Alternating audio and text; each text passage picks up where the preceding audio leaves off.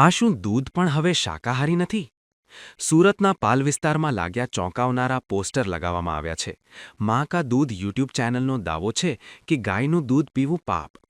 ભારતીય ગૌરક્ષા મંચના પ્રમુખે તુરંત પોસ્ટર ઉતાર્યા અને આવો સાંભળીએ કે તેમણે આ અંગે શું કહ્યું. આજરોજ સુરત શહેરના પાલ પોલીસ સ્ટેશન હદ વિસ્તારમાં એક વિવાદિત બેનર લગાવવામાં આવ્યું હતું.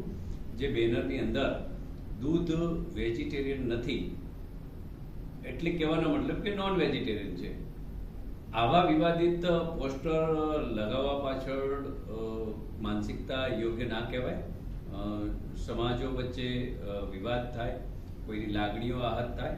દૂધ વેજીટેરિયન છે કે નોન વેજીટેરિયન એ પછીની વાત છે, પણ આવા પોસ્ટર લગાવવા જાહેરમાં તમે પરમિશન લીધી છે કે નહીં, કોઈની લાગણી દુભાય છે કે નહીં, એનું ખાસ ધ્યાન રાખવું જોઈએ. મા કા દૂધ નામનો યુટ્યુબ પર કોઈ એક લિંક છે, એ લિંક પર એનું સ્કેન કરવાનો બારકોડ પણ લગાવવામાં આવ્યો છે. એટલે ક્યાંક ને ક્યાંક એવું લાગે છે કે આમનો જે ઈરાદો છે એ પોતાના સબસ્ક્રાઇબ વધારવા માટેનો છે અને આવા વિવાદિત બેનરો ન લગાવવા જોઈએ.